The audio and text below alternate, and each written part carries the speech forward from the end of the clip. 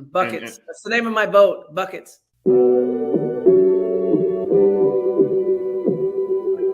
Buckets. What we get. Not the only transfer we got from Florida. Keith Stone, too. Remember that. Everybody who watches his show on a regular basis knows my love of the stretch four. You know, we all make mistakes. He might have made one going to It's Tallahassee. mercy if y'all don't know. Dribble to the left, cross over to the right. Hurricane to the game, many buckets for the night. Matt with the pick and roll, Melissa with the give and go. This Shelly-O, hoodie girl dunking in the hole. Check the scoreboard, this what we fall for. Beat the gameplay, they want an encore. Yeah, overtime for another round. It's buckets out the buckets, baby. You out of time. It's buckets. What it is, homie, it's buckets. Woo! We get buckets. Yeah, baby, buckets.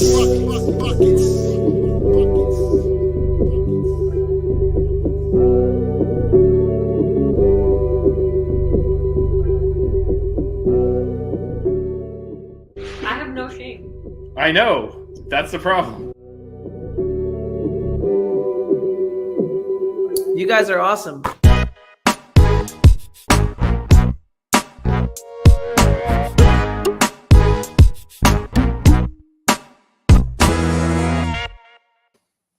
What is going on, guys? Welcome back to another episode of Buckets. I'm Matt. He's Vish. She's Melissa. Guys, first game, exhibition, I guess. I don't know. We counting this? It's an actual game exhibition. yet? I mean, Jaleel went boxing, so let's talk about that. God. Sure. Oop season is upon us. And who is this? There we go. This Nate Skinner person. Who's that? Nathaniel. Nate Skinner sounds familiar. He's joining us What's from his, his YouTube. wait, what's his actual? from his Twitter. What was his old name? What was his Clarence name? Thomas's What do you- worst nightmare. Oh, that's I mean, what it that's is, his yeah. Twitter handle. He's the YouTube. Yeah, he's stream. joining Shout us out to from friend from of the show, Nate. Friend of the show, Nate.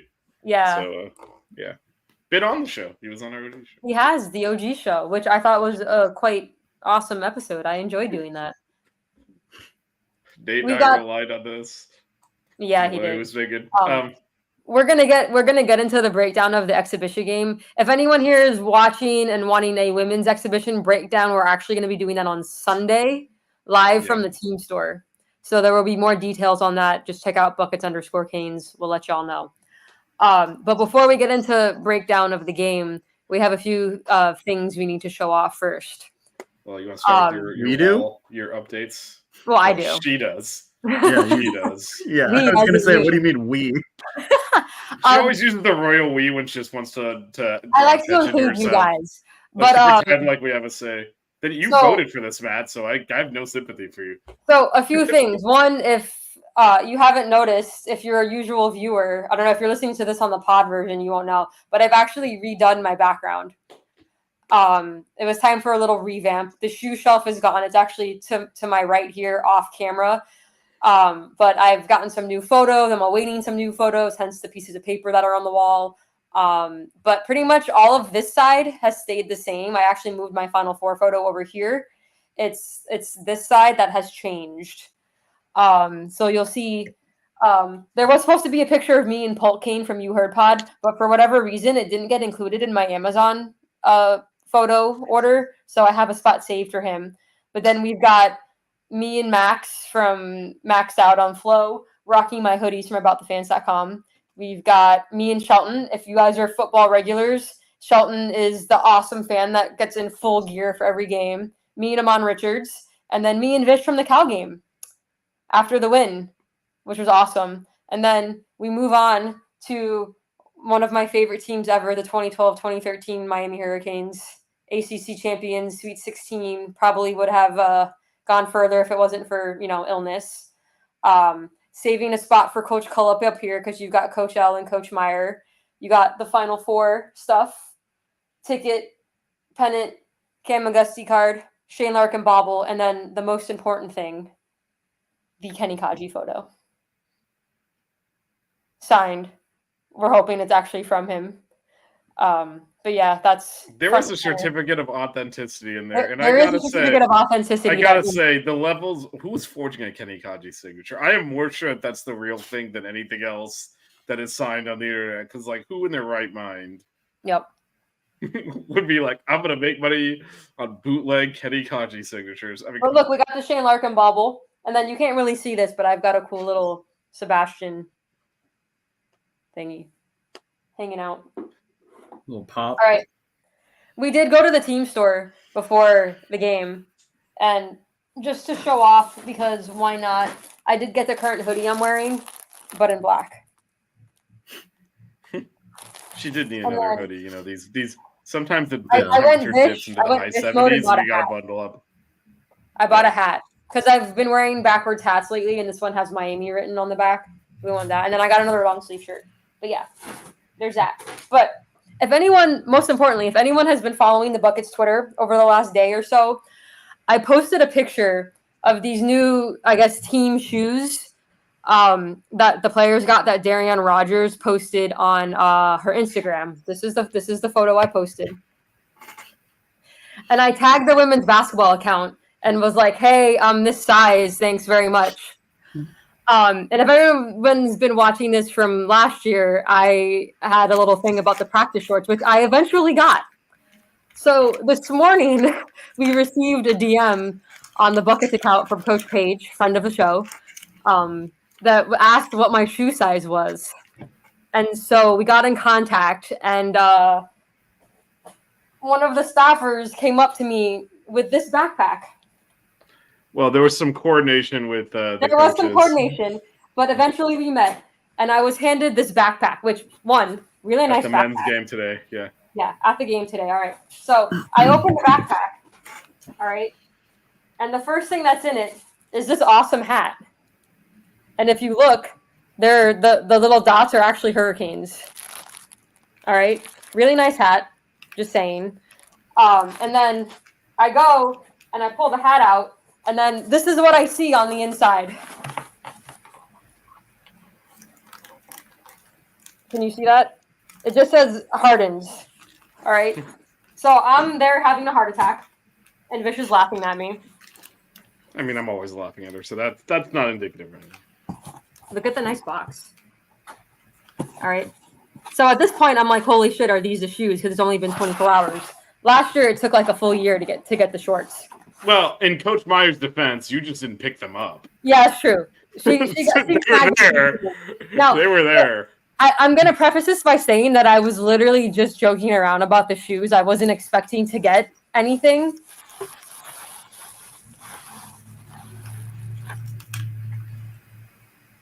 I mean, look at those bad boys. Okay, it's got the hardened symbol on this one. The other shoe actually has the U on it. All right. But there was actually two more things that we actually got. That you got. Yeah, well, Yes. No, Yeah, actually- that we That got is- because that was not the only they got them for all of us. Are you we serious? did not tell the Matt. thing Matt that I just just found showed this you out. from the backpack. Holy Yeah. shit. Yeah, Are they're- Are you they're- serious? Yes. I swear to God. Yeah. So did They're- Melissa they're- mess up when she said we at first? No. I always No, just say we. no, she always just Oh, We okay. had planned this out. Wow. So, So, you yes, DM'd Coach Page from the Buckets account, and I was really worried you were going to see the group DM from that I sent to Coach Yeah, 'cause Culp obviously and we Page, thanked thanking them for Coach. the year. So 100% honest, I looked at it, but I did not read. Like, I wasn't really like paying attention because I clicked on the wrong one because I saw she was in that one. I think it was the most recent one, but I didn't read it. There are shoe boxes. Wow, that's awesome. There are shoe boxes you know what? in each backpack Hold on, with our size and our name. hold on, let me get up. Yeah. So You got a Uh-oh, I'm hat lagging a little and bit here. You good? You say he's lagging. Yeah, I think I am. okay. I think Well, you're good. Oh. I think you're lagging. I think I'm good. I Anyway, think I'm good. now. this is this is just so proof of life here, Matt. Let me get that to focus. Hey, It says Matt on there. If you get there, it is. That's much better. that's awesome.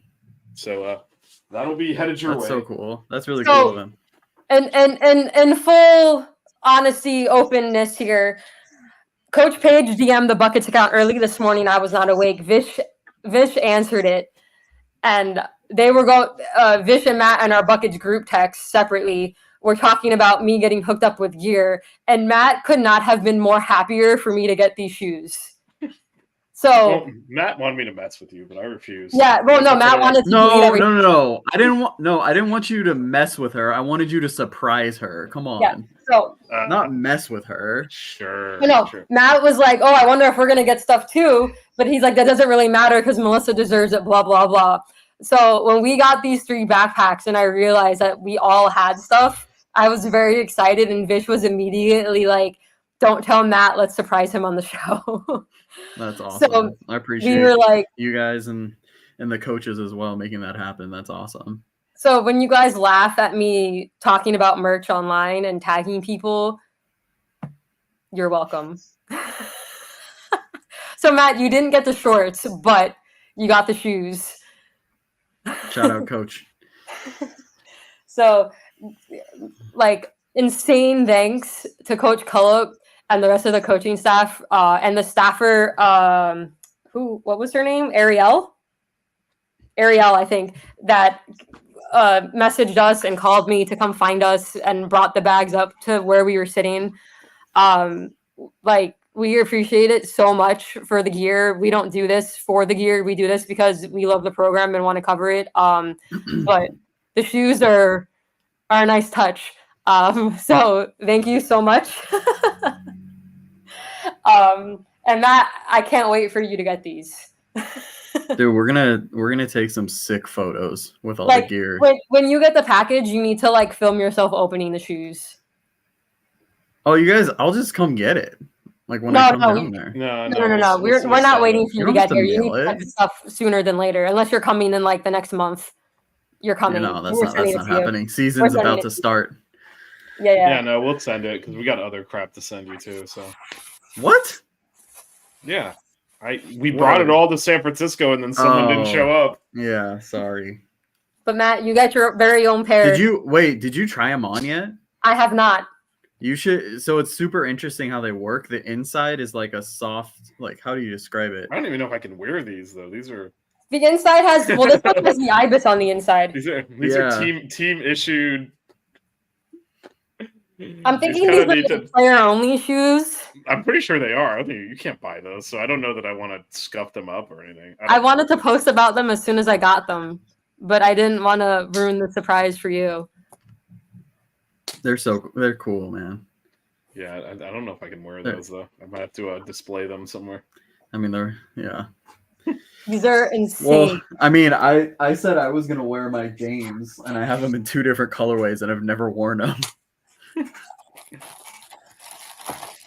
It's really funny because I saw this hat in the team store and I told Vish he should get it, but it has like the pointy thing, so he wasn't sure if he wanted to get it or not, and now he got it anyway. Well, now that I'll wear. I'll wear the hat. I don't know about the shoes. I kind of want to keep. They always them. find a way to get to you, Vish. I always got the The hats. hats. There you go. Speaking of which, the hat I am wearing currently, Melissa gave me. So I know. She showed me. well, Yeah, I asked Matt if I thought you would like it. but not on air. We're doing a show here, so I told her I really like that hat too because it has the Adidas logo like on it as like the they've done main they've done staple. more things like that. I have a gray one like that Yeah. too. That's kind of the Adidas logo front and center. I'm just Yeah. really excited that Matt's getting a pair of shoes because he's totally the sneakerhead. Like, Dude, I actually because you guys know how I went to the outlets or the employee stores in Oregon Yeah, you for told us. work. I got like 4 or 5 pairs of shoes, and I don't even have enough space in this to put them anywhere. Well, so they're just something's got to in come boxes. out for the team issued. So you get to find something and throw. Oh yeah, no, for sure. I already know which ones are Vish. coming out. Vish, These what was my random face? LeBrons. What was my face when I pulled the hat away and I saw the Harden label on the shoebox? I I think thought I was you- like tapping you, and I was like, "Look!" I thought you knew they were in there because you could feel it in the back. I mean, I didn't really know for sure, but when you see this, and it says Hardens, and you're like, "Holy shit!" I was so. I I knew there was, was when I picked the bag up, I felt like the shoebox in there, so I knew there yeah, was. Vish was some like, "That's shoe. a shoebox," but to see it in person, and then I opened the box, and you can see the orange and green even beneath the tissue paper, and then I closed it again, and I was just like, "Oh my god!" And I was just like leaning on the table. I was so excited. I can't wait for Matt to get them. I know. I'm excited. That's awesome. I was just stoked that you were getting them because like that. It was so crazy that literally the next day it was because it was the night before. It was yesterday, right? You posted It was about yesterday. Yeah. Yeah, that's crazy. That's so awesome. No, and Matt genuinely was because like when they were talking about it this morning, Vish was like, I don't know if we're gonna get anything, but Melissa's gonna get the hookup, and Matt was like, oh my gosh, she totally deserves it. Blah blah blah. Like, so it's Well, you exciting do. that we all got Everything- something. Yeah, like everything you do on social media and stuff, it's awesome. I mean, you're like 90. I don't want to discount what Vish does too as well on social on our social, but I mean, it's mainly you guys. So, do we want to do our sponsor before we get into game stuff? Sure. Yeah, I could use an app. I gotta play this out differently, so because there's new instructions about how we do this. So this is gonna be. Bear with me. You might want to go on mute because you can still hear it the way I do this now. Guess what, everyone? Football is back, and it's here to stay until February. Did you know that you can enhance your football viewing experience with Underdog Fantasy? Join over 1 million fans across 33 states that made picks on Underdog last year. My personal favorite is the higher-lower plays on my favorite NFL players on Sunday mornings after watching the Canes win on Saturday. The website is easy to use, and the plays are easy to make. I love playing CeeDee Lamb higher rushing yards and waiting for the Cowboys to run a reverse. I never got into fantasy football because I didn't want to cheer against my own team, but with Underdog Fantasy, I can support my team by making picks for higher stat lines. Making picks on Underdog is straightforward and signing up is even easier. Just head over to Underdog's simple-to-use mobile app or UnderdogFantasy.com. Sign up with the promo code 5REASONS. That is the word 5 reasons spelled out FIVEREASONS. And Underdog will give you a free pick to use on your first cash pick'em entry, plus up to $1,000 in bonus cash when you deposit. That's Underdog Fantasy, promo code 5REASONS, to claim your new customer special of a free pick and your deposit over. Must be 18 or over, 19 or over in Alabama and Nebraska, 19 or older in Colorado for some games, 21 or older in Massachusetts and Arizona, and present in a state where Underdog Fantasy operates. Terms apply. Void in Colorado. Concerned with your play? Call 1-800-GAMBLER or visit www.ncpgambling.org. Arizona, dial 1-800-NEXT-STEP. That's 1-800-639-8783 or text NEXT STEP to 53342. In New York, call the 24/7 Hope line at 1-877-8-HOPE-NY or text HOPE-NY, which is 467-369. Don't forget to unmute. I know, I almost forgot. All right. Now that we've gone through the gear portion of the show and the new background, Matt, what do you think of the new background, real quick? I like it a lot. Right? You know what I really like? Well, there's a lot of things I really like, but I was going to use this as a transition, but I don't want to discount your whole background. I was going to say I really like the message on the whiteboard. Yeah. Lynn Kid Fan Club. I love it. I may have been drooling over having a real center. I mean, listen, it was an exhibition against like a D2 school, but I'm very excited for the possibility that is Lynn Kidd. He looked really mobile, fast on defense, really, really active on the offensive boards, going for rebounds, got a few offensive boards. And I'm enjoying his hook shot. Yeah, no, and I think like obviously you take it with a grain of salt. You look at the competition. No offense to them, but like there's things that translate right over to like no matter who the competition is, right? Like you see the mobility, you see like he has really soft touch. I thought too. The thing I really liked about him too, like when he's in the post and when he's in the low post, like he's looking to get to his moves like really quick, right? Like he's not taking up a lot of time, and he's a really good passer, right? So like when they started doubling him, he was able to, skip it across and find open shooters, which, I mean, our ball movement looked very good. I I thought early we were a little sloppy. We missed some shots we should have made, but I think within a few minutes in, I think we really hit our flow. I think Nigel and Jalen both hitting shots from the outside. Nigel was hitting early. He drove the lane a few times and made some layups that got him going. I thought Jaleel in the first half looked really good in the few minutes that he played, hit his first 3 shots, created his own offense. Not the only thing he hit. He did. So he did get ejected in the second half, and a little scruff on the floor. If you go back and look at the replay, it looks like he attempted to throw a punch or an elbow, which I guess is what they saw on replay, and they gave him a flagrant 2. He's young. He's 18. I think he needs to get his emotions under control, but he's going to be really, really, really good for us. Yeah. I mean, I'll let Vish talk because he hasn't even said anything yet. Yeah. I mean, it's an exhibition game against St. Leo. I don't know how much you can glean from this. Yeah.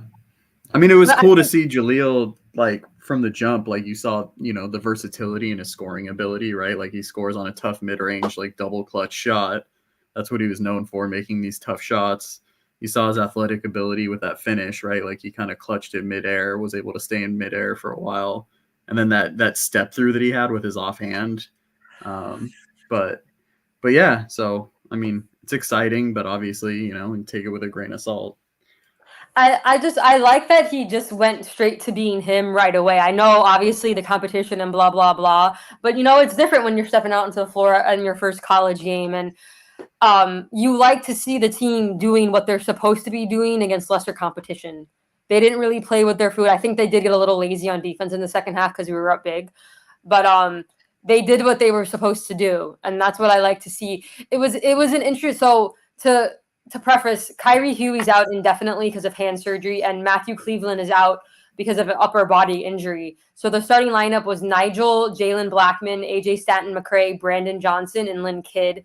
And then we kind of did line changes, and then you kind of had like the whole bench come in where you saw Jaleel, you saw Paul Jobé, you saw Austin Swartz, you saw Yusuf. Is it Yusuf? Batsama. Yeah, I'm so sorry. He wears 35. I should really get that right. Who else did we see? We saw Divine, who I thought was redshirting. But he actually, again, competition, you take it with a grain of salt. But he actually looked very confident, made some nice plays. We did not see Isaiah Johnson Irigu either. So I'm not sure what's going on there. But we saw everybody else. Viv, who stood out to you?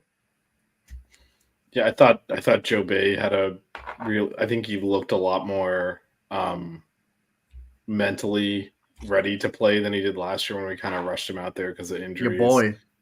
He's Bill's boy. I can't claim him, but I can claim like a seat next to Bill. Next to Bill on the bandwagon there. I'll sit up front with him. You guys can get in the trunk. So yeah, Bill and I will sit up front, but Bill's definitely driving the Jobé bus. But I thought he looked good. Like you, I was surprised that Divine played that much and that he was that effective. And I do, Johnson Arrigo was not, obviously we get the press release coming out and we kind of knew Huey and Cleveland weren't playing. So he was not listed there. So unless something happened last minute, don't know why he didn't get any minutes. We did put in walk-ons at the end. I was gonna say the walk-ons on too. So it wasn't one of those situations. Either he's last minute thing he couldn't play, or maybe he's redshirting and not Divine. Because one of the things is we did have injuries. They were in the front court, so you would think that would actually open up more opportunity for Johnson Arrigo to play here. The fact that we still didn't use him at all feels like maybe he's actually the one where redshirt. I understand he can play an exhibition game and still redshirt, but this is a game to work on something. So why would you give Divine that much burn and be like, all right, we'll see you next year? Also, I'm wondering if Divine got even more minutes because Jaleel got ejected. But even before that, he was playing a lot in the first half. And again, I don't see I understand they can play without burning their red shirt. I just don't see the rationale for doing that as much as he played in this game. And then maybe they will still redshirt him. But I mean, he played, let me see, 14 minutes That's a lot of time to spend on someone that you're now going to not play again for the next year. So I'm curious if he's actually going to, actually just play, because he also did quite a bit of running the point as the backup, which again, if you were going to redshirt him, doesn't seem like something you'd waste time on in an exhibition game. Yeah, he And played then- 14 minutes. Yeah. And then Johnson Arrigo not playing at all feels like maybe he's the one getting redshirted.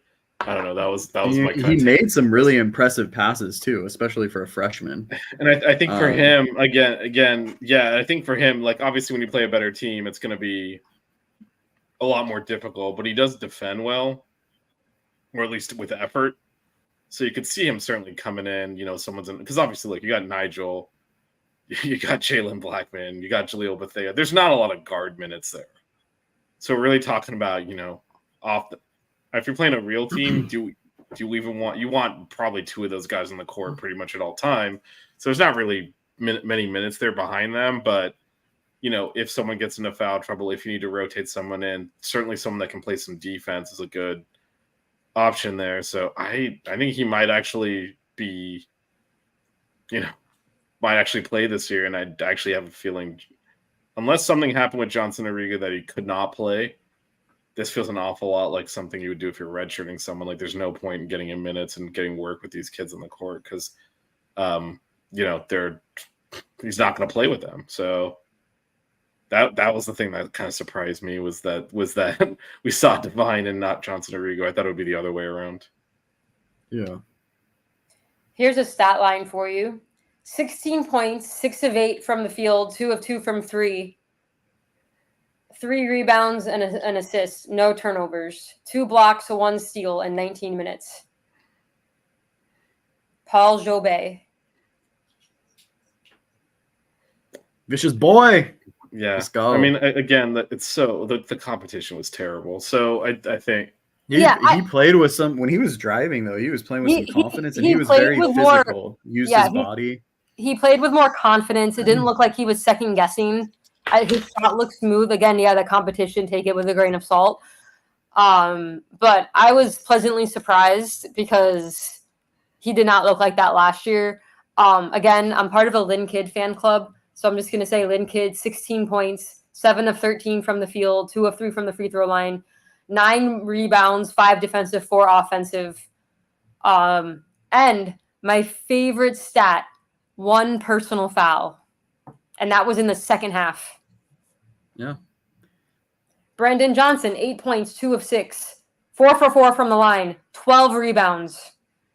I got to say too, Brandon Johnson, the thing that I really liked about him, it's like the little things. Like his ability down low, like to seal his guy every time and like understanding angles, right? Knowing like, oh, if I seal my guy here, Nigel's going to get an open layup or whatever, right? Because his guy like helped off too much or whatever. And then there was another possession. There was a possession too. He got the ball in the corner. He had somewhat open 3. He ended up dribbling towards Jalen Blackman and like kind of handing it off to him and like sealing off the guy so Jalen could get an open shot. I mean, it's just like stuff we wouldn't really see last year, right? These little things, unselfish plays, whatnot. It's kind of like, I don't know. We didn't really have guys that wanted to accept roles in doing like little things you need to do to win, I feel like. And obviously like injuries were part of that last year and that can disrupt, roles and whatnot. But I really do think that we have guys that are willing to do the little things to win. Yeah, but I think part of that is, the seasons have a momentum to themselves. We're gonna find out about this team, right? We could look at the schedule and maybe if you want me to pull it up, but there's that 3-game stretch of what is it? It's Tennessee, it's Arkansas, and there's someone else, and Clemson, right? I think those are in a row. You start losing those games. We'll see if they're still willing to do the dirty work. If you're again, it's hard to remember because the lost 10 games in a row at the end of the season. Even before then, it was not looking great, right? And then that was just the implosion part of it. But coming out of early season, just killed everyone in that tournament in the Bahamas. We were looking like the team we thought would follow on from the Final Four and continue to compete at that level. it's so early days right now. I mean, there was the blowout in Kentucky and the blowout in Colorado, right? So there were signs that maybe this team isn't very good, but really You through got to New stay Year, healthy, and through we're the already Clemson not. game, through the Clemson game last year, there were still signs of life, and then once it went bad, and you don't. It's so many new parts and so many new pieces. It's hard to know whether they're going to gel and really reach those heights. And if stuff starts going wrong, then it's fine to when you're like on a team that you think is competing at the highest level, hey, we can win the ACC, that type of stuff. It's very easy to get up for doing the dirty work. When you're 5-8 in conference, like you're like, what am I doing here? Then it's all of a sudden, no, I'm going to shoot my shot because I'm trying to get mine over here, right? So it's early days here. So if they were playing selfishly like that now, I would really be worried. Versus the other way around of me, kind of assuming this is going to be a good sign. We'll see. And, that's probably a good segue to another topic, which probably so obviously this was an exhibition game, overmatched opponents. So a lot of players played. What do we think? So there's kind of two parts to this question. I'll throw this over to Melissa first, and then Matt, you can answer it too. What do we think the rotation's actually going to look like? Because again, this was a game where a lot of players played. Obviously, Huey and Cleveland were injured. So what do we think like our starting five is going to be, and then who do you think is going to actually see significant minutes off the bench? Again, Melissa, you can go first. Are we doing this off the basis of Cleveland and Huey are out? And no, when they're back, like when our best team. What is our best five followed by? So our best five, or what Coach L thinks is our starting five, and who else will play? I think our starting five, if everyone's healthy, is going to be Pack, Blackman, Cleveland, Johnson, Kidd. I think Jaleel gets a ton of minutes off the bench. Obviously, Kyrie Huey's our backup. If Jobay keeps playing like he's playing, I could see him getting a ton of minutes. Maybe at the 3, maybe like spelling Matthew Cleveland. Obviously, you also got AJ Staten McCray, who I think you can put at the 2 or the 3. I don't think we see a ton of Austin Swartz to start the season. And I don't think we see a lot of Yusuf once Huey is healthy, although he didn't look terrible in his time on the floor tonight. Matt? I agree with the starting 5.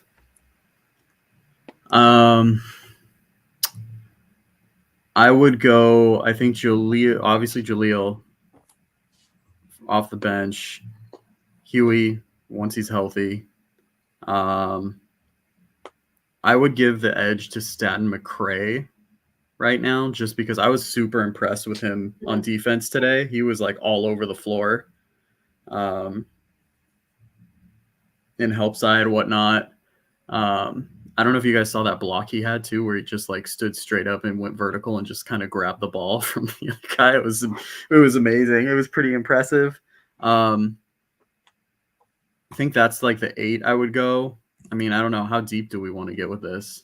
Well, I mean, like in a normal,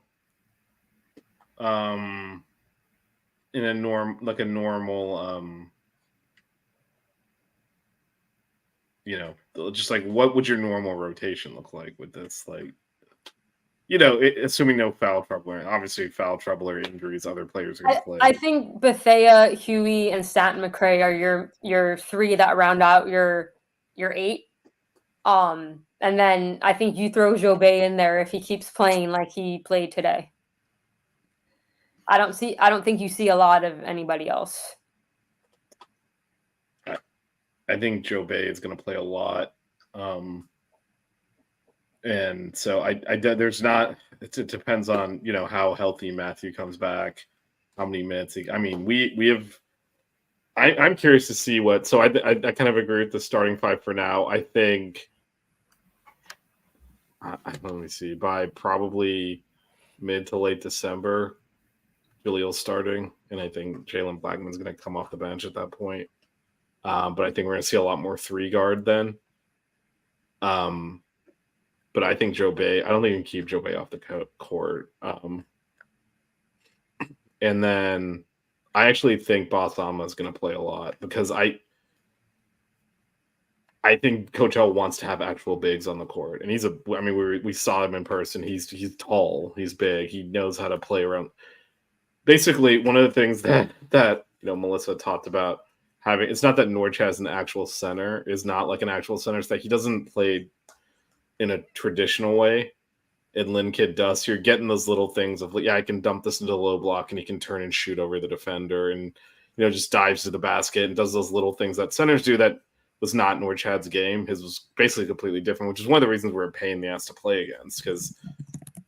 Last year, we all know all the issues, but before that, it was a tough matchup for any center because he played so differently than what they're used to playing against. But I would say our worst lineup today is when we went small. Yeah, I was gonna say they had Brandon Johnson at the 5 at one point in the second half, and it did not work. Yeah, and so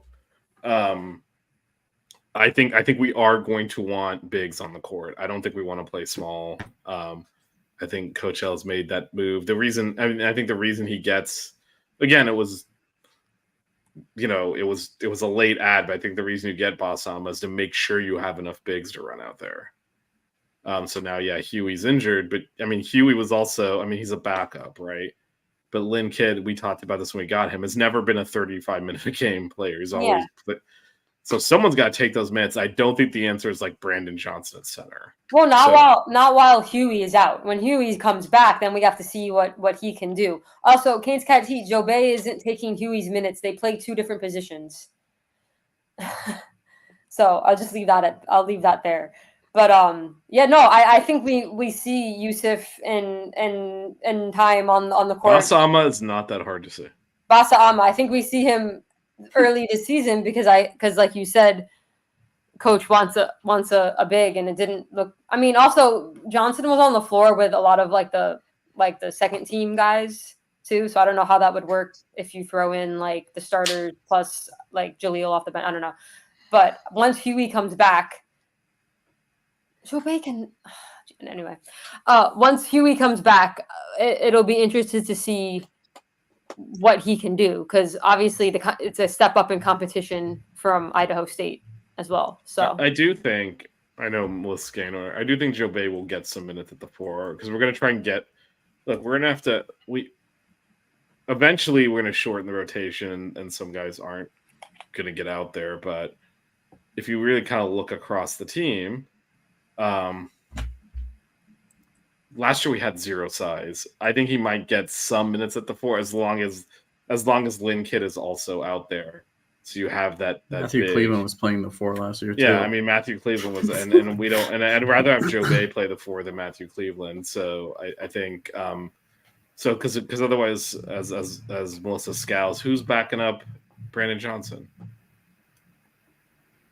right now it looks like Bassama. Okay, so then I don't know why you're scowling at Joe Bay playing the 4 and getting some minutes there.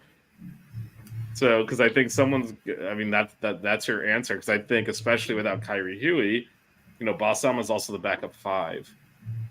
So, what are you playing him 25 minutes a game? Of course not. I don't think we want to do that. I think he'll have a carved out role. So, yeah, the answer then is. Hopefully, he's improved well on defense then from last year. I think he's improved a lot. Johnson's the starting 4, dude. Do you need backups? I need to see some 3-pointers from Johnson. He didn't shoot a lot tonight, which is I know fine. Your stretch 4 is not stretch 4. My stretch 4 wasn't stretch 4ing. That's not what we asked him earlier. Johnson Arrigu did not play at all tonight, so we're not really sure what's I going know. on. I want to see what happens in the next couple games, like what the rotations look like. Yeah. Well, again, without Matt Cleveland and without Kyrie Huey, there's plenty of minutes for them to go around. But once they come back, you're not playing 10, 11 guys every game. That's just not happening. So, but some people are going to stay glued to the bench, and I don't think it'll be Joe Bay. Yeah, CCH was talking about Johnson Arrigu, not Brandon Johnson. Yeah, well, he didn't play at all. Maybe. Yeah, that's what I'm saying. Again, I don't know what's going on there. Yeah, so we don't know. He was not in the injury press release. Obviously, Kyrie Huey and Matthew Cleveland were. He was dressed out though. Yeah, we just don't. I'm wondering. Yeah, I'm wondering if there's a red shirt about to happen there. But we'll see. As Matt said, I'll be interested to see what happens in the next few days and games and we'll see once we get. It looks like we're gonna get Cleveland back a lot more quickly than we get Kyrie Huey back. So, so once Cleveland comes back, that does he'll start at the 3, and then we'll see what happens from there. But yeah, Stat McRae I think is a backup when Cleveland is back. But when Kyrie Huey comes back, he's a depth piece. So then we'll see whose minutes he takes. As Melissa continues to make faces at the camera. I'm thinking about. I'm not a fan of Jobé at the 4. But who is playing there then? Because you keep saying that as if there's like no, I another understand. player. I'm just not a fan. But who would you? Okay, so who would you rotate in at the 4? I know. I understand that we don't have with Huey out. It's a problem, but I'm just even with Huey in. I don't know that I necessarily want him playing next to Lynn Kidd. You have 2 guys like inside, like around the block. I don't think that's good. It's like that was like Norchad and Nwoko. I need to see more. I need to see more of him before I remove the scowl. But I was pleasantly surprised by especially by his offense today. He made that first 3 and his shot looked smooth, and I was like, okay. As Matt freezes in the worst possible position. There he's back. Yeah. CCH, we got to get you a spell check, my friend. I mean, he's probably on his phone. You type it in, it's probably getting. It's probably auto-correcting to something. Yeah. And once you type it wrong once, it'll think that's what you meant to do, and then it's just over. Then your life is over. All right, so obviously it was one exhibition game. The real season starts next Monday, so this is our last full buckets before the men's season starts. As Melissa said, we're doing something at the team store on Sunday. Logistics being worked out on that. That'll mostly be we'll talk a little men's, but I'll mostly be focused on the women and previewing their season. So that means it is time to do our season preview predictions. Let me buy y'all some time, even though we actually did show prep. I will. No, I was smiling because you said something earlier, and I thought it was a really good way to describe what could happen for the season. Remember when we were talking about predictions, and you said it was something like there's a lot of talent on paper, so it could be like really good. And we could be a tournament team, or it could just not gel and we could have a million injuries like last year and it could all just fall to shit. And I thought that was a good way to describe. Yeah, now I will say, the preseason poll, they picked us to finish 6th. So it was Duke 1, Carolina 2, Wake 3, Clemson 4, Virginia 5. This was before Virginia's coach retired. Miami 6. So that's where they had us. They had us between Pitt and Virginia. They had Pitt 7. So they had us finishing 6th. This could go anyway. We've already taken a couple of injuries. Looks like Huey's again is more serious. We did recruit more depth to handle these sorts of things. Sorry, I lagged for a second. Where were the predictions from? The ACC predictions were for us to finish 6th. So did they have Virginia 5th? Yes, Virginia 5th. Okay. It was Carolina. It was Duke, Carolina, Wake. Okay. And then Clemson, Virginia, Miami, Pitt, NC State. Those are your top 8. So, I guess who wants to go first here. So are we saying like where we think we finish in terms of the ACC? We could say ACC, and then is there postseason in the future? Definitely an ACC tournament unless you think we finish outside the top 15. Here's my breakdown of this. So I think this year it's even harder to say what's going to happen. There was so much movement, not just for us, but other teams as well, as far as people transferring out, transferring in, and all of these things. I mean, we have only 3 players from last year that are on this team this year, so it's a brand new team. I do think we can be really good. I also think we could be really bad if people keep getting injured. We already have a starter and a key part of our rotation out. And obviously, just based off one exhibition, you don't really know. I'm just going to keep it at what the ACC said, and I'm going to say we finish 6th. And I think we make the tournament. I would just say, based on unless something has changed dramatically with the way the committee views the ACC, if we finish 6th, we're probably not. No, I think I honestly I think the top few teams in the ACC. I think Duke, UNC is going to be really good. I think Wake's going to be really good. So I think more teams get in, and we finish like 5 or 6. And I think there is no Pac-12, so there's that. Yeah, You but know, I think we So finish those around spots the are 5, those 6. spots are kind of available now. No, but I'm saying I think we finish around the 5-6 spot. Hopefully we don't have any bad losses, and because there's a lot of opportunity for good wins within the ACC, I think at 5 or 6, I think we can make the tournament. I think we'd be a bubble team at that. Again, this is just going off of the way the ACC has been judged. For a 15-team league with power conferences, there's been teams with double buys left out the last few years. So, again, without the Pac-12, there are more, major conference spots open. Not many though. How many Pac-12 teams made it last year? I think it was 3 or 4. So we're a bubble team, and I think we finish 5 or 6. Okay. Matthew? 10 teams make it from the ACC. Look, man, I'm not even whatever you say, man. You don't need to be reading the chat. 10 would be a very big number.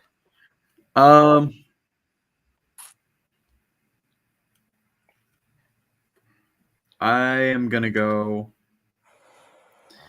Man, it's so early to say this, and it's hard. It's honestly really. It's not like we have a lot to go off from the year before. Well, we're on the show for a reason, right? Suck it up and do it. I did go first. No, I think so. If I'm just just guessing, I'm gonna go be a little bit slightly more optimistic. I'm gonna go finish 4th in the ACC. Double bye. Yeah. So we Get make that double bye, baby. So you have Duke, UNC, and who else in front? Wake still? Wake. Yeah. I really like Wake. All right. So basically you have us finishing ahead of Virginia and Clemson. Those are the ACC voters. Oh, Virginia's going to nosedive now. Yeah. To be honest. Yeah, the ACC basically has us predicted to finish 5th at this point because that was done before the whole Virginia situation.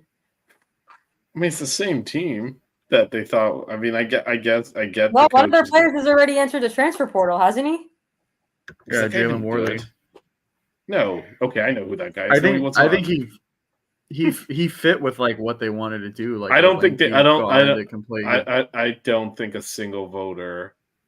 Frankly, they probably didn't look at anything, so just pick the team names. That's why the 3 Tobacco Road schools are sitting there at the top. But this freaking conference. But I don't think a single voter was like, "Oh, I was gonna put them 7th, but Jalen Worley's there. They're 5th." So this was before Tony Bennett announced. Yeah, no, but right? The team is still largely the team that he was going to coach that was voted 5th. So yeah, but he's not coaching it.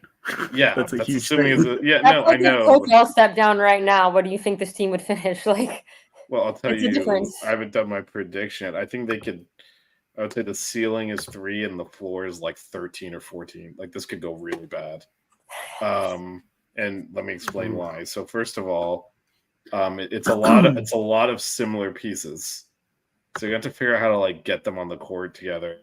I'm trying to figure out how you break this logjam with Nigel, Jaleel, and Jalen, who are all very capable starters at this level, and frankly, all should probably be starting.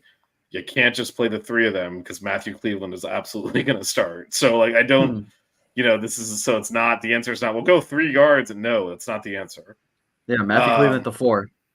Yeah, we're definitely not going back to that, right? So like, there's a little bit. Melissa's face, the pain in her face when I said that. She doesn't want anyone to play the 4. I don't understand this. She just want to go. Does Like, what's Kenny Cox happened have over- any eligibility left?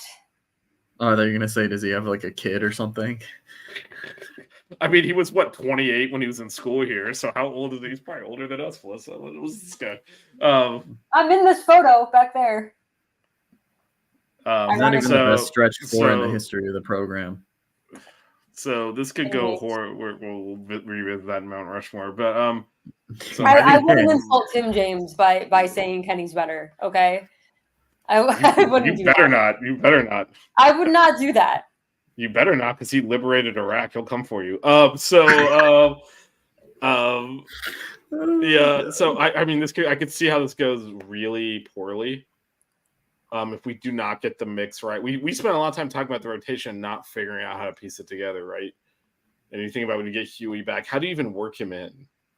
If he comes back in like December, like we've already gone through, like it's almost like, do you just redshirt him at that point? Like there's a bit of depth is good, having a bunch of new players trying to fit them together, and having a bunch of players that basically know. I mean, who's here next year? Staten McRae, Joe Bay. Joe Bay, Staten McRae, Schwartz, Divine. Johnson, Okay, so- Arigu, and Divine. Right. So several of the players you named aren't even going to play this year. And then so like everyone's in it for their 1 year. If you don't get this mix right, like it's going to be a problem pretty quickly. Like Jaleel needs to play a lot. He's going to get drafted in the top 5. He can't be coming off the bench for 15 minutes a game. He needs to play a lot.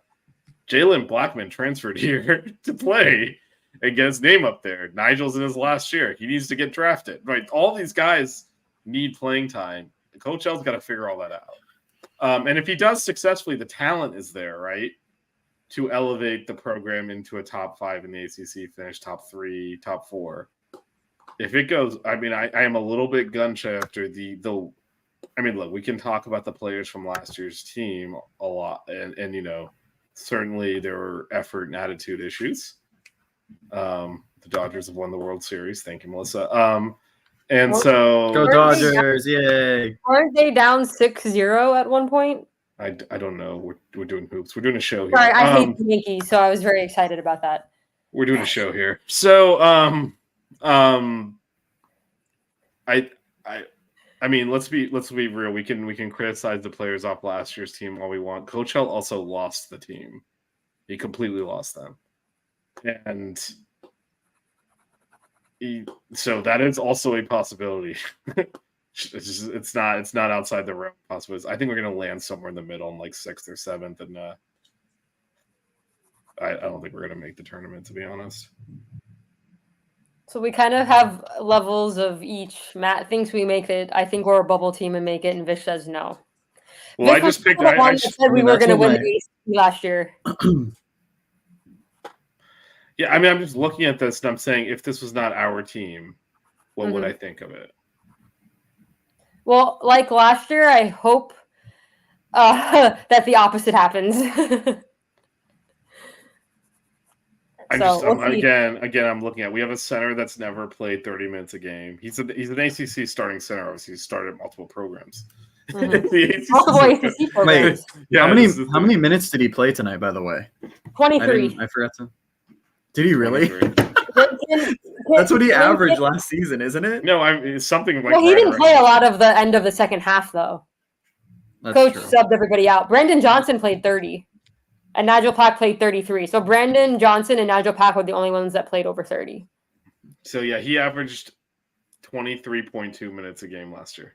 Yeah, that's what I said. Yeah, Yeah, no, you're right on it. So yeah, I did the I mean, breakdown, man. so we need to figure out That's my something favorite behind one. him. There's already 2 injuries. You know, if I'm looking at this objectively from the outside, I'm like, this isn't going to work out. This is the team that needed all of the court time together to gel. And now you have key player, at least, well, one key player for sure. I mean, Matthew Cleave, there's no doubt he's a key player. So when's his first court they time said- going to be with Jalen they- Blackman? It's going to be in like December. Yeah, they It's said gonna how be many against weeks? Arkansas. They said weeks. They didn't give a number. Jesus. So like when he's going to hit the court with Jalen Blackman for the Somebody first time get that against man a massage gun. That totally epitomized last year. No one's even gonna remember that shit because we were making fun like, what the hell are they doing? And then it turns out he's got a bruise, and he was massaging a bruise in this fucking program. Anyway, so there is reason to be skeptical. All I'm saying is this is another program that wasn't ours. I don't think we'd be really that optimistic about it. But I will say the one thing that gives it the high ceiling is it is certainly possible that Jaleel Bethea is just that good.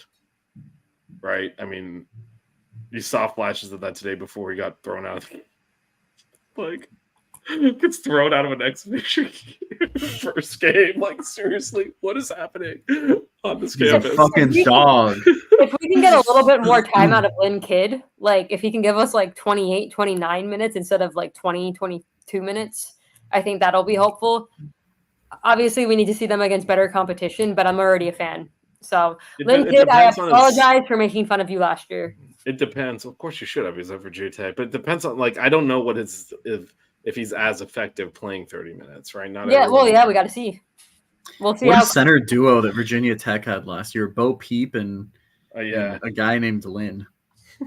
I mean, Bo very Peep interesting. is a big dude, so Yeah, he was a big dude. So this is a big dude. Exactly, Nate. And Nate has seen Friday, so he will know when I talk about principalities. Even though Melissa did not get that joke, and I used it like 10 times. But Nate, my guy, is also referencing the movie Friday. So that Fuck. Nate, she didn't know principalities. Anyway,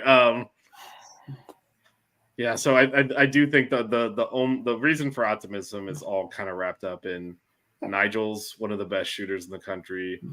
Jaleel is one of the top freshmen and has that incredible upside to potentially win you games, carry the team a little bit. If you put them out there, it is possible you have the best backcourt in the country with those two guys.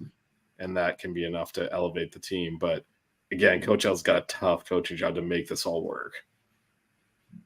And having injuries delays that. Because you could go 3-guard right now, right? You could start Jaleel and Jalen Blackman and Nigel Pack, and then Matthew Cleveland comes back and you do what? Right? And so it's tough. We really the Kyrie Huey injury, honestly, like they'll work around. He's a backup, but you really needed Matthew Cleveland on the court with these guys in these preseason games. And it's not happening, so it's going to be hard to work him in later. Nate is optimistic. Nate says it's a tournament team. This is the kind of team L overachieves with. I could see that. Like, I could see it going really bad, too, so I picked the middle. I actually don't think they'll finish 6th. I think they'll either finish in the top 3 or 4, or they'll finish, like, outside the top what 10. did you think 2 years ago when we started the season, when we went to the Final Four? Did you say, I think this team is a Final Four team? I mean... I don't know when. I don't. 6'5" center.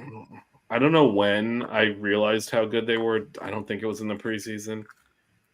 I mean, my blog, we write previews of this, so I can go look what I put in there. But the internet's forever. But I mean, as the middle of the season, like that's when I decided I was going to go to every tournament game because I was like, this team is good, well beyond where people think they are. Almost ended against Drake, of course, but. We played Drake this year. I know we play them in Charleston. It's a different Drake. Yeah, no, Nate's definitely right on this, and I think, I think that's where it could go. It could go badly too, though, right? Because is this team, after what we saw last year with the issues,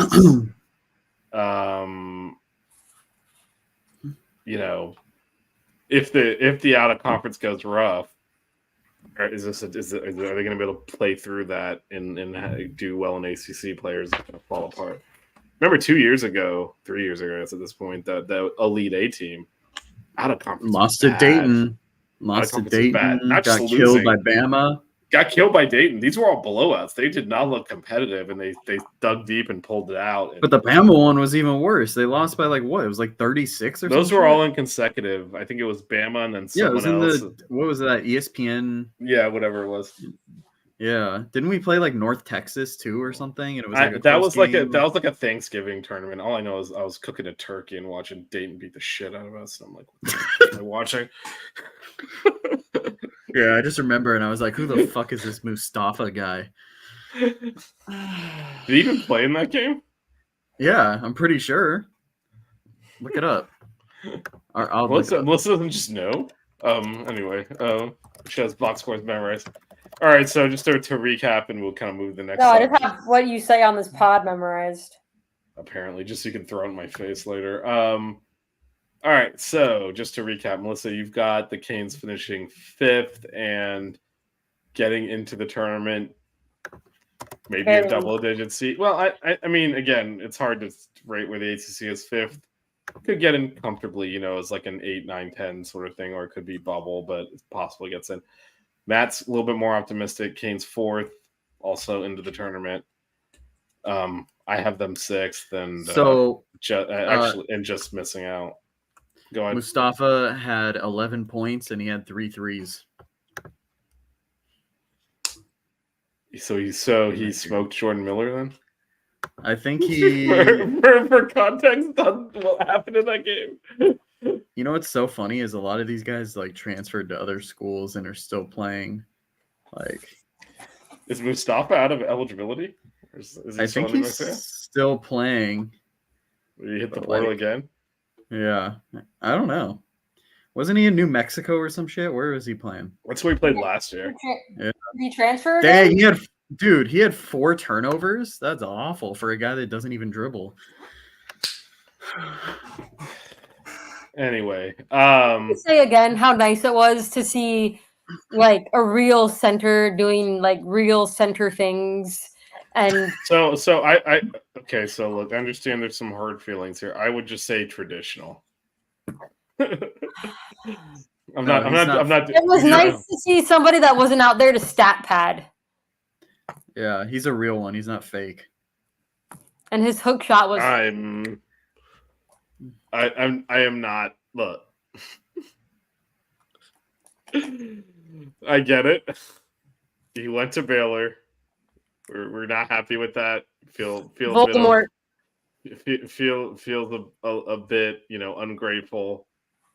But I mean, not a real center. I mean, he's a center on a Final Four team, and Barely. you know, there's a. I am grateful for him 2 years ago, but that's it. I don't think we need to you know, whitewash the past. He's a very key. He was a key player. He was and so I think he fit well with that team. I think last year's team had a lot of problems, and you know, he didn't fit well with them, and that He kind of broke showed my up. heart. Be that as it may, I would not say he was not a real center. Just he played it non-traditionally, so you need certain parts around him. Let And me just be angry, Vish. Stop Yeah, trying to be and politically correct. He broke your heart and he created a lot of defensive breakdowns. So just breaking a lot of stuff. And missed a lot of threes. Look, again, I have my issues with not just with, like, you know, the way he left, but also with the way he played last year. But I think we're I think we're probably exaggerating a little bit his deficiencies, because that team was poorly constructed and it all imploded on itself. It's just And being politically correct. no, I'm being honest. Like I would, and actually I'll be honest in this way too. I absolutely do not want him back. I am glad we have moved on from that small ball era. I think we milked that cow and as often is the case with these things, we did it one season too much. You know, you have success with something, you push the envelope, and then you carry it. You always have to let it fail before you change. And I think we took it one season too far, and that was last season. We went too small. And, you know, we had the injuries that we didn't have the previous year, and it all just collapsed. And I am very happy we are going to play a more traditional lineup this year, because I think that allows us to actually, in a way, be more versatile, because we can actually just play normal basketball. It's not like, oh, we definitely need Nigel standing at half court with 3 guys chasing him out there, so that way Norchad has space to operate. Like, we don't need that, and that's a good thing. But I'm also not going to pretend, you know, that like he didn't majorly contribute to a Final Four team. He's not a college level. Okay, D1 let's center move or on. that. Yeah, no. The other for real. thing, no, I Oh, do want also, to say can I this. say something? I want to say something. Okay, I want to say something about it the might be last about. comment. Okay, it's about. I'll The let you do it, 'cause the I was gonna reason do we it. beat Texas. I'm sorry. Did you not watch the game?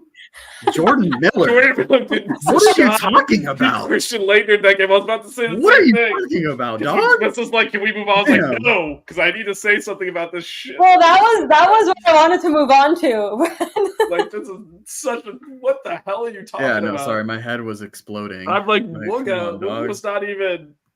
I mean, okay, so out of the players that were most important in that game, definitely Jordan Miller was number one. Let's say it's probably Zay was number two. Did you have a That was blindfold on? Vish. So was I. I think it was Jordan Wasn't Miller. Jordan Miller like 7 of 7 from the field and and made all his free throws. He had a perfect game. yeah. He set like an NCAA record. I think only Christian Laettner had taken more shot attempts without. Yeah, he was missing 13 for 13 from the free throw line. Yeah, I would never 7 for speak 7 bad of from the Jordan field. Miller ever. no, but it was Jordan Miller, and then it was Zay was huge in that comeback. Keep in mind, we made that comeback without really making threes. Then I would say probably Norchad was the third biggest contributor to that. So He did play like most of the second half with 4 fouls and managed not to foul out, yeah, which yeah, was no, a big deal. yeah. So They almost called that foul on him when with what's that his dude name, tried to undercut injure him. him. Yeah, Yeah. what was his name? Brock something or other? I don't know. Everyone hates him. Everyone hates Yeah. that guy. Like, there's like a meme going around that he tries to injure people on purpose, Yeah. which I've The he Grayson might actually- Allen of Texas. Yeah, basically. So I mean, again, I don't know how you can watch that game and say Wooga won the game for us. Again, every player mattered when you played those tight games. So not to take anything away from Wooga's performance, but come on, man. And especially after watching last year, how blessed were we to have, like, besides Norchad's ankle in the ACC tournament, we got very lucky with injuries that Final Four run. Yeah, no, and it all the chickens came home to roost. What? I feel like last year was a sacrifice for the year before. A sacrifice. Yeah, It's no, like we we gave you the eventually Final Four with minimal injury, so here, suffer now. it was reversion to the mean is what that was. Get all the injuries. All right, Mount Rushmore. Sure. Today we are doing our Mount Rushmore of how we position as 3-point shooters, but I felt you had a more artful way of phrasing it. No, just our favorite Canes 3-point shooters of all time. All right. All Who's going first I here? believe I go No, first. we're gonna do a snake draft this year though. All right, I'll This- go last. So it's gonna go Vish, me, and then Matt, and then back around Matt. So I told Melissa this earlier. I'm going to try and keep it to an era where you two will actually recognize the players. So I'm making an adjustment here. Just and before just men, because we're doing a women. Nate, I think you've been here the whole time. So we're doing doing a women's breakdown on Sunday. yeah, Sunday we're Live doing. from the team store. Do we confirm that like 100%, or is this We're like 99.9% sure that's happening. If Probably. not, it'll be live from our bedrooms. Yes, it'll be live from somewhere. It'll be live. God, Matt's tape delay was hilarious on that. He started laughing like 10 seconds after. But anyway, but I am gonna try and not pick someone from the Leonard Hamilton era. And also, before people in the comments start yelling, when Rick Barry played, there was no 3-point line. So this time, Also, you cannot say- I'm only where's Rick Barry? I'm only picking from the era that I watched. So if I don't name someone, sorry. Go ahead, Vish. All right, my first choice is DJ Vasiljevic. Oh. Oh, you took my pick. Damn. Okay. Did I actually take your? I told you I was going to play in. No, the card. seriously, he was going to be my And- second pick. Okay, He shot like he over 400 threes in his last two seasons. He was a shooter. Yeah. So Met him Can I at take a Summer League current last year player? too. Can I take a current player? you can take Nigel. Oh, I don't know if you want to do that. I'm about Why, to would take two you stretch take Kenny? fours. I'm gonna take Oh. two stretch fours then. Okay, then I'll take Kenny first. Okay. I thought you guys would Alright. let me. I thought you guys would let me have him, so I didn't have to pick him right away. No one else was going to take Kenny Kaji. He's not even a 3-point shooter. This is All right, Matt, well, you were gonna take him? No one I gonna was not take going him. to take him. I just No baited you way. into that. No So way I'm anyone was going gonna to take take him. I'm taking Nigel. Nigel I'm taking Pack Nigel. with my first pick. No, I'm taking Nigel. No, I'm Nigel. taking Nigel. All right, I'm taking Kenny Kaji then. You want to take Kenny? No, I don't at all. No No, one I'll wants to take take Nigel. Kenny Kaji. Okay, wait, I am sorry. I'm taking- lost and I'm like helping host the show. Melissa, So you let me took just Nigel? let me That let, was I your took let me answer? just say Okay, I Melissa started took Nigel. watching after Jack McClinton before everyone starts getting on me for that. I'm gonna take my guy, Davon Reed, consistent 3-point shooter, shot like 40% in his career. Didn't have like the volume that like a DJ had, but I think his senior year he's tied for like 9th most in a season, and made like over 2.5 a game. So I'm gonna take him with my first pick, my guy. I got another pick though right here. Yep, you're 2 in a row. I'm going to take another guy, didn't have a lot of volume, shot over 40%. One of my favorite Canes, underrated. I feel like people don't mention this guy enough. I'm going to go one of my favorite players to watch, Sheldon McClellan. Sheldon Mack. Sheldon Mack. Yep. Damn, I'm looking. He shot a much higher percentage than I would have Yep. guessed. He didn't shoot that many of them, though. So I took Nigel first. I'm gonna take a guy who's actually on this poster, and I'm gonna take TMJ. Trey McKinney Jones. Interesting. Oh, he's a big fan. He wore number 4 also, so I was a big So fan. he's got that going for you. Vish got 2 picks right now. Yeah, Mhm. I got 2. I'm trying to think strategically a little bit here. So you've taken. So let me make sure. Okay, so we Recap. got. Yeah, Matt's thank you. taken Davon Reed and Sheldon Mack. I've taken Nigel and TMJ. Okay. I'm gonna take. I'm gonna take Matt's guy, Malcolm Grant. He had a big year his junior year. Yeah, Shot like over 40, and then he dipped a little bit there in his last year, but we had an NIT championship stolen from us by a bogus call against Stanford. Malcolm was leading that team. He was gonna get some hardware out of that, and it was stolen. Oh. Could not take Reggie Johnson. I did put Norchad on my Mount Trashmore of 3-point shooters because that dude kept shooting for no reason. All right, so let's see. I got another. don't forget pick Anthony here. Walker. All right, go ahead. Oh, man, I should take Anthony Walker. I should totally do that. My guy. He embarrassed me in the Houston game when he launched a 3 up, and I said he never makes these. Then it actually went in. It was 3rd out of 40-something attempts that year that went in. In fact, he had to make that one. Vish has got DJ and MG3. Who's your 3rd? Yeah. No, I'm thinking like who are. There's a lot of players I want to take them. Like I really consider them a 3-point shooter. So I'm trying to think who would I consider a person that you want to shoot threes.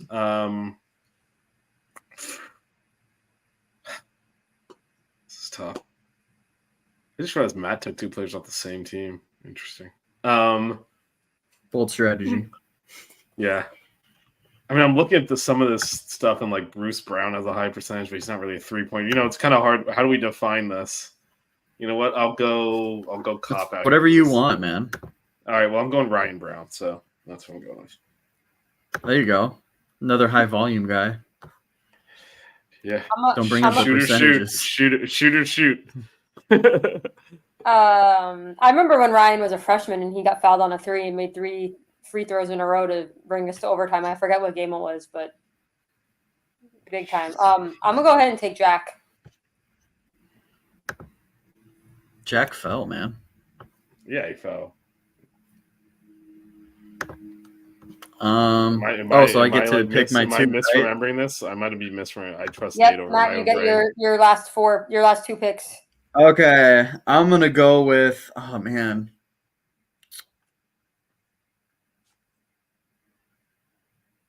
I'm gonna take a guy a little bit higher volume percentages. Yeah, I'm gonna take Cam McGusty, third pick. Interesting pick. Interesting pick. And with my last pick, I'm gonna take the best stretch four in Miami Hurricanes history. No, here we Yeah. Shot go. over 40% from three in his 2 seasons. Averaged more threes per game in his senior season than Kenny Kaji did. Ivan Cruz Uceda. Oh my God, you son! That was who you've been teasing me with all day. Ivan Cruz Uceda. Yeah. Best stretch Dude. four. You got to be kidding me. That was. Wait, are we all gonna go stretch fours here on this last pick? We are absolutely not gonna. I mean, you might. I'm not doing that. Yeah, you can take the other stretch fours that are left. Go ahead. Last but not least, I'm taking my man, Kenny Kaji. I cannot believe you picked Ivan Cruz Uceda. What's wrong with you? Honorable Seriously. mention to Angel Rodriguez for hitting that 3-pointer against Florida. Yo, Nate gets it. Nate And gets then- it, okay? And then talking shit in their face. I see you. I forgot those were the.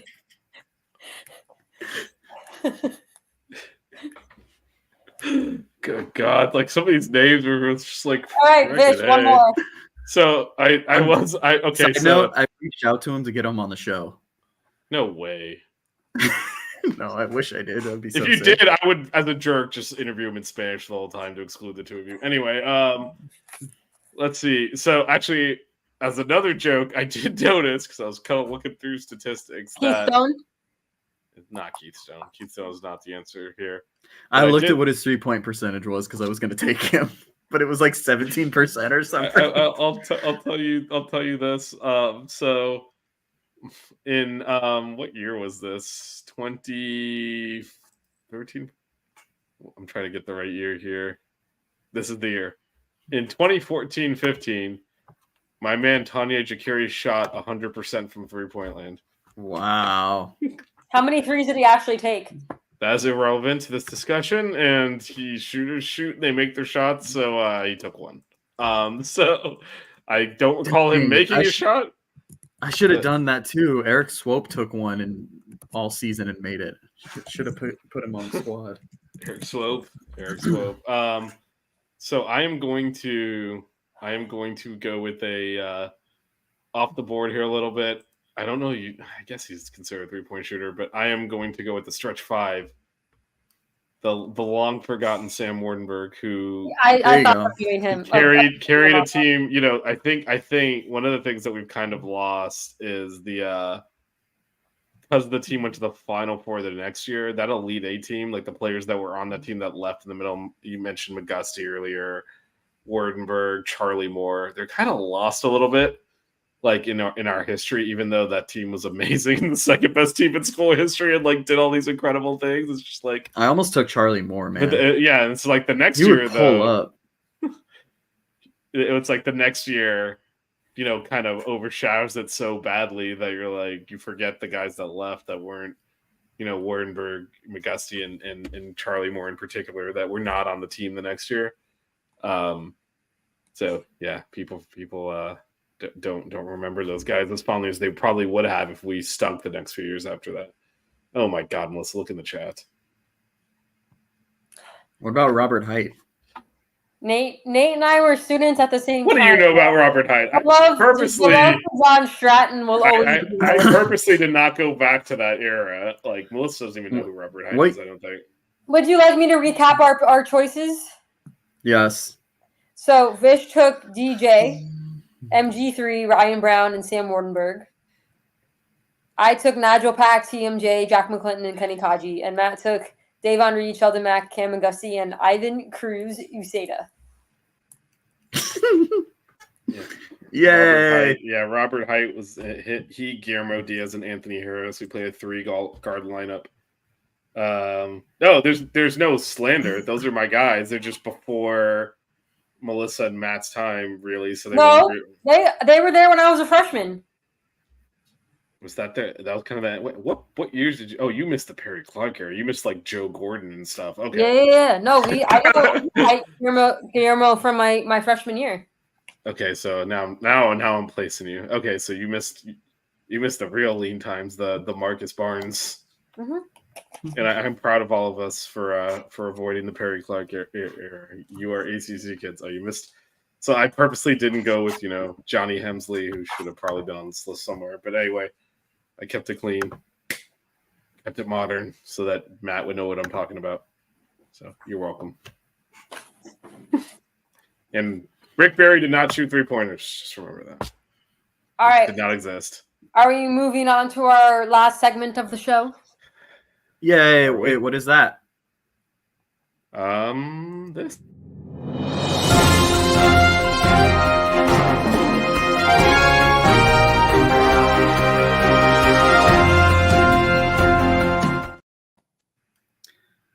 For this edition of Final Thoughts, we have some trivia.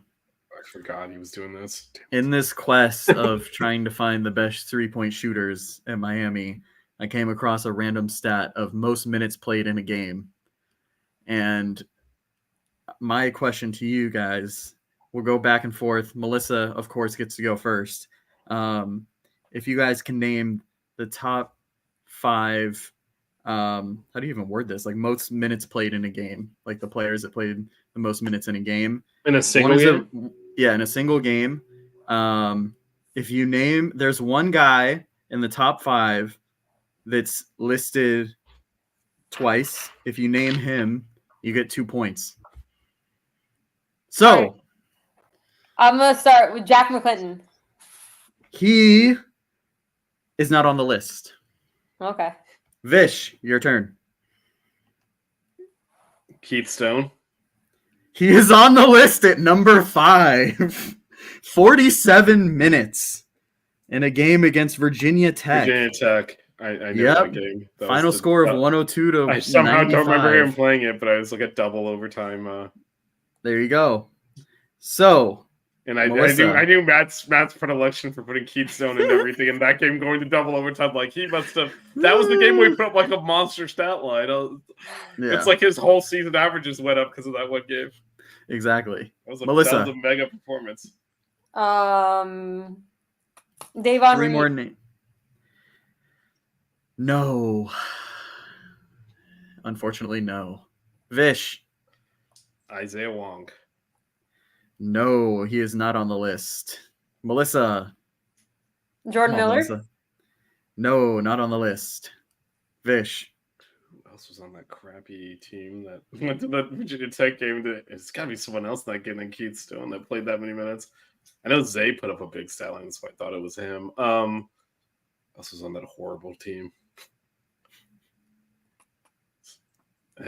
Keith Stone played that many minutes, it wouldn't be a big. All right, let me just go off the board here. Who Come on, would've- Vish. I'm thinking. I'm going to So set a those- timer. Wait, if so Keith Stone was number 5, then someone played more than 40. Everyone else played more than 47 minutes. Yep. How could we play like a triple overtime game? All right, I'm just gonna guess someone random. Chris Likes. No, he is not on here. Melissa. Okay. I'll take Nate's guess. Angel Rodriguez. No, not on here. I'm trying to think about when we played a triple overtime game because I feel like it almost have to be that, or like played. Do you the guys time- want me to give you a clue? No. No, Okay. no. We will name dudes. You're the one who apparently has to get to sleep for some reason, West Coaster. So you can.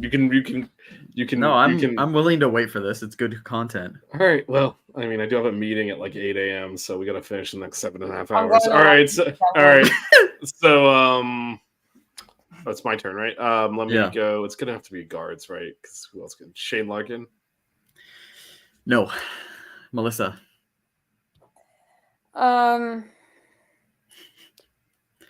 Ryan Brown. No. Vish. Robert Height. Yes. Played 49 minutes 2006 against NC State in a loss. Game was 86-77. What number is he? He was number 2. And there was only he Number was only 2. on the list once, so Vish has 2 points. You can still win this, Melissa. Darius Rice. Yes, there you go. Darius Rice is on the list. Number 4, played 48 minutes against Pitt. Shout out to Nate. Shout out, Nate. You- So all right, I'm getting doubled up on here. That's fine. Guillermo Diaz. It's 2-1, so there's only one name list. No, not on the list. Melissa, if you get this name, you win.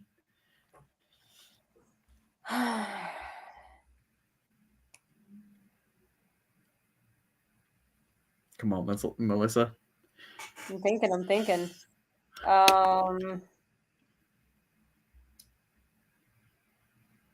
Just one more name for 2 points. Is it like obvious or is this hard? I mean, I don't know how to say if most minutes played in a game is obvious or not. I'd give you a clue, but it would be pretty easy if I told you the clue. Oh. Do you want me to give you guys a clue? Oh, no. Duran Scott. No. Vish? I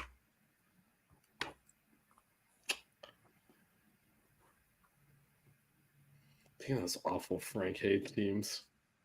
I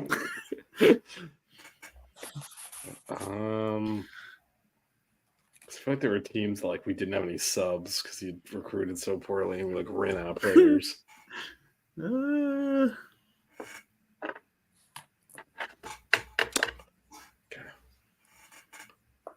Who was on a team where like Keaton Copeland was playing and stuff? Oh yeah, when Keaton Copeland was a walk-on and was playing. So the starters must have been going full ass. But the thing is, it had to have gone to overtime because it's higher than 40. It's 40 plus. All right, I'm just gonna say someone. Anthony Harris. I don't know. Just making sure. No. Melissa. Charlie Moore. No. Vish. Cam McGusty. No. Melissa.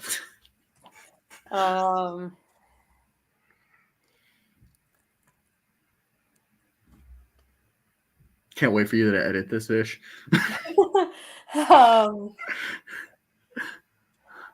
Just fast forward.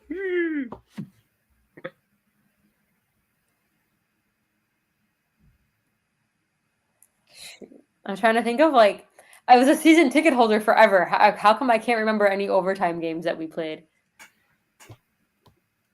So wait, what? So right now, what spot on the list are missing? 1 and 3, and it's the same. Yeah, person. 1 and 3. It's the same Okay, person. 1 and 3. Okay. Do you want me any clue or no?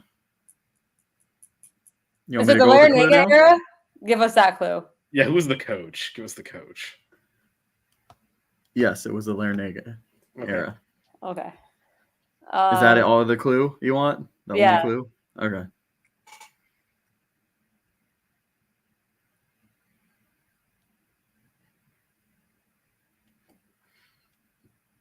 It like wasn't it. Who was that random player you said in the group chat earlier today?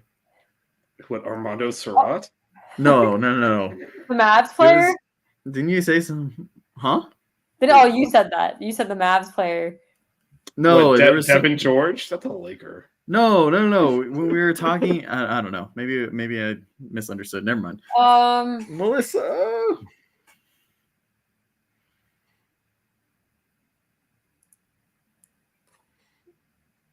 Bro.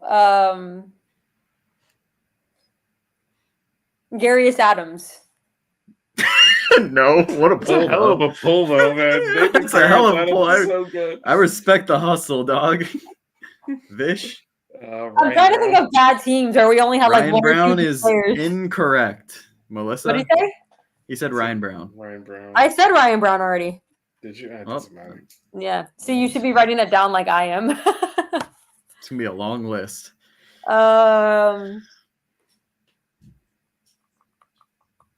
Sam Wardenberg.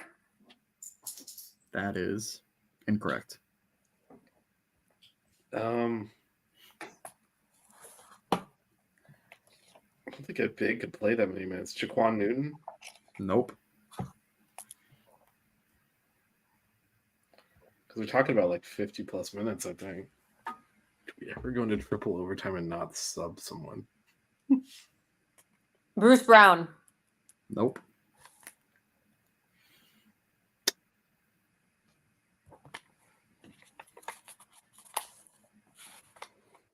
Malcolm Grant. This guy did it twice.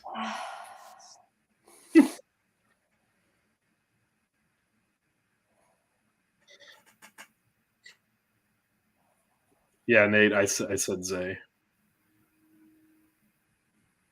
I should pull up the box scores.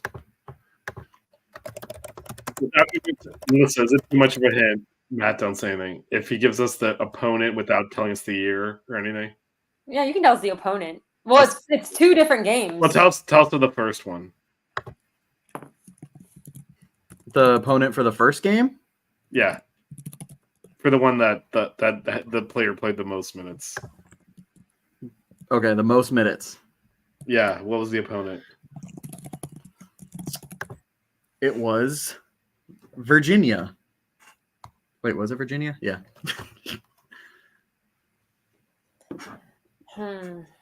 I remember a multi-overtime. Oh, God. What the hell year was that? Vish remembers, but he doesn't.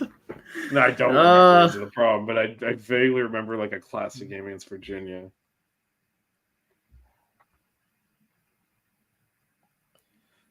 I mean, I remember Virginia yakking a game to Frank Haith in the ACC tournament where they blew a 10-point lead in like a minute at the end of the game. But Is it my turn? it is your turn, yes. Yeah, can I tell you guys a random player from that Virginia team? No, don't, because Vish might know. Daquan Jones. I thought you Who? said Larinaga era. Wasn't Yeah, that Larry Larry Naga's Nader. first year? Daquan Jones that was Haith. I thought Well, that was like 2011. It's not correct though. So Okay.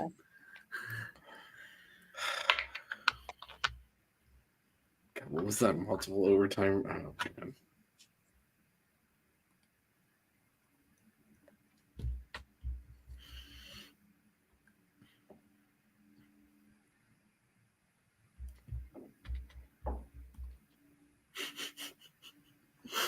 This longest is final annoying. thoughts ever. This is really annoying me. Watching me like Ivan Cruz Uceda. Dude, how legendary would that be? God,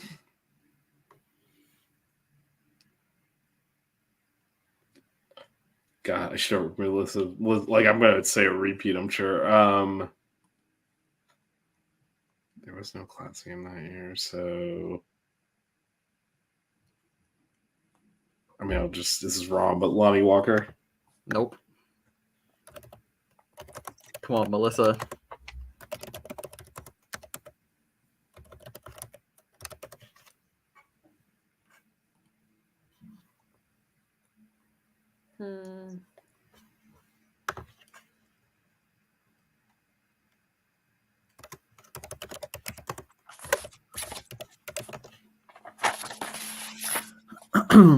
I'm running out of ideas.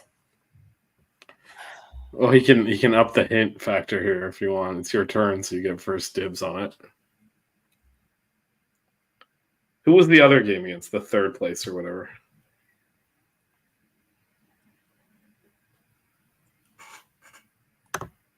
What was it? Who was the other? Oh, the next game? Yeah, the other one. It was against Boston College.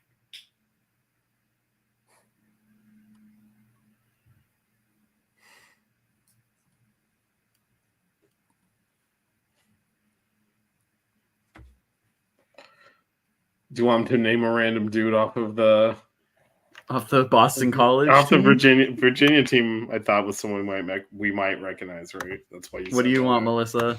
Whatever you want. I mean, we're not getting this, so give us more hints. It's your turn, Melissa. So maybe. You said off the Virginia team, right? Sure. There was a guy you were going to name, right?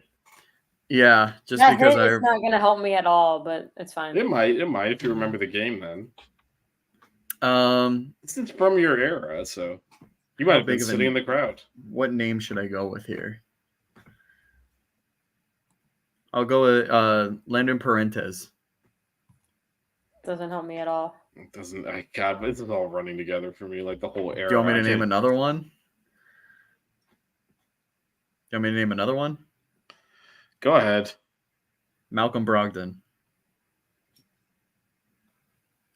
So it's more recent then. Go ahead, Melissa. It's your turn.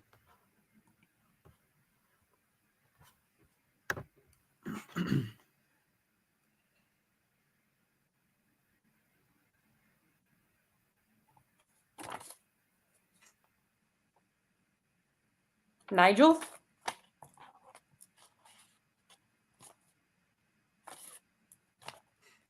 It's not Nigel, obviously. Trying to think, when did Malcolm Brogdon? So he's more recent, 3 or 4 years ago. So this would be in between the those freaking terrible teams. We already said Sheldon Mack, I believe, Nate. This is in between those. This is when everyone wanted to fire out because we stunk ass after Lonnie Walker left. So when, oh man, we're on those teams. I already said Chris Likes, and you said no because I thought immediately Matt did entire Mount Rushmore, so I have to say the name Chris Likes, so it's not him. But it's around that time. This might have been a Chris Likes teammate.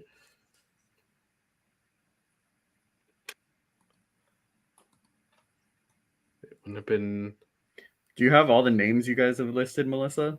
Melissa does. I do not. I'm just winging it. Oh man, brutality.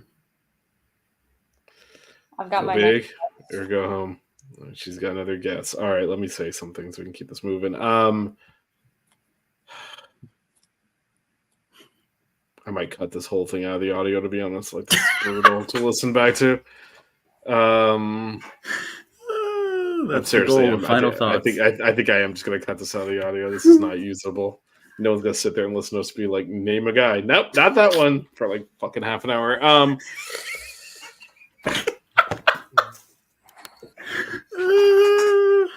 gonna do these all the time just to piss off Vish.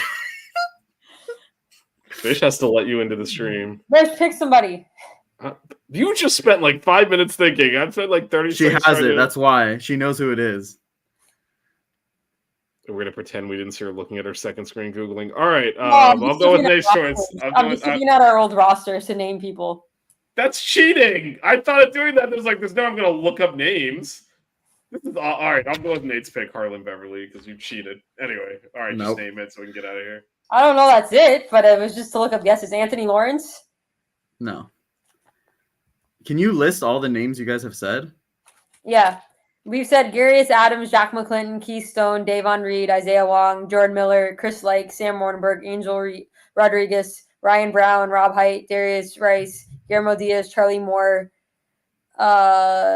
Newton, Bruce Brown, Scott, Larkin, Harris, Cam McGusty, MG3, Daquan Jones, Anthony Walker. No, I don't even know who this is anymore. You just say Anthony Walker. It was Lonnie Walker, I think. Walker, Oh, yeah, yeah. Lonnie Greg Walker. Wilcox, Harlan Beverly, Anthony Lawrence. Yep. Still haven't said it. Just tell us. Sheldon McClellan. Wait, we said it. No, you didn't. You did not say it. You thought you said it. This is why you write it down. That's why I just had Melissa have the list of names. That's why I was smiling the whole time when Nate said that. And you were like, that's why I asked her for the list. Melissa You cheated guys- anyway. This thing was You did not validated. say. Start You did not Googling say rosters. Sheldon McClellan. You won. I mean, long is a relative term. By my count, that was 3 minutes ago, and this thing took roughly 3 to 4 hours. So, Yay! Yes, you did call it, but I couldn't say anything to them.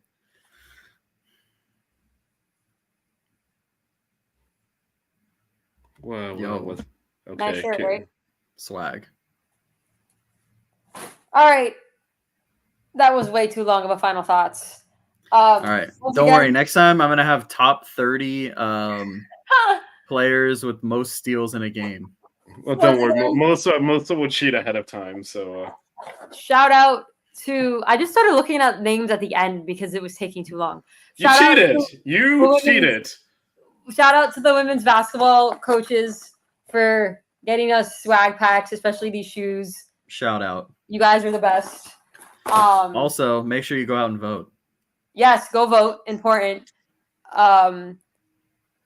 Buckets will be live, I think, probably, most likely, from the team store on Sunday. We'll let you all know. Check out Buckets_Canes. Vish is ready to cue it, so let's cue it. Cue the Sox outro. Oh, he's not ready to cue it. Don't cry. We getting buckets. Keep it chill. Yeah, baby. Wear good socks. Buckets.